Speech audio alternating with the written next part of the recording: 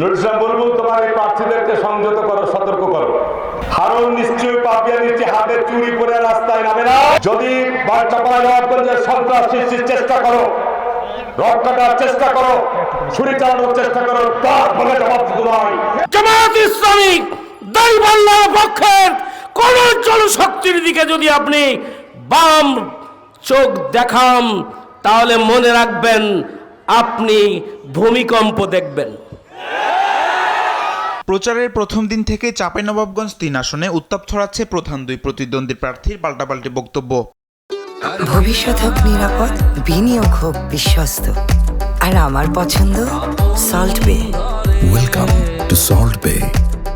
মাঠে রাজনীতিতে ছাড় দিতে রাজি নয় কর্মী সমর্থকরাও, ভোটারও আছেন দ্বিধাদ্বন্দ্বে। প্রচারণার যে বাচনভঙ্গি বা কথাবার্তা একে অপরের প্রতি যে বিরূপ প্রতিক্রিয়া ব্যক্ত করছে, এই বিরূপ প্রতিক্রিয়ার ফলে যাতে কোনো অঘটন না ঘটে সেদিকেও লক্ষ্য রাখতে আমি অনুরোধ করব। বিএনপি এবং জামাতের প্রার্থীরা একে অপরকে যেভাবে দোষারোপ করে বক্তব্য রাখছেন, মনে হয় না সামনে পরিস্থিতি কীরকম থাকে। এদিকে আইনশৃঙ্খলা পরিস্থিতি নিয়ে শঙ্কা আছে সীমান্তবর্তী জেলার ভোটারদের মনে। আবারও যদি বিগত দিনের মতো যদি মারামারি কাটাকাটি হানাহানি হয়, সেক্ষেত্রে এই ধরনের আশঙ্কা থাকলে আমরা সাধারণ ভোটাররা সেন্টারে যেতে আমাদের অবশ্যই ভয় থাকবে, জীবনের ঝুঁকি থাকবে।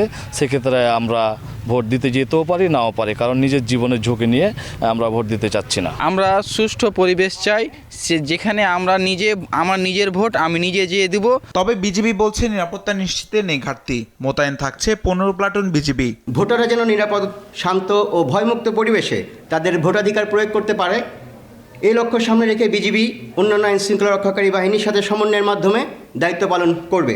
জেলা রিটার্নিং কর্মকর্তা বলছেন, শান্তিপূর্ণ নির্বাচন আয়োজনে নেওয়া হয়েছে সব ধরনের প্রস্তুতি। এবার ইলেকশন নিরপেক্ষ, সুষ্ঠু এবং উৎসবমুখর হবে, ভোটাররাই উৎসবমুখর দিবে।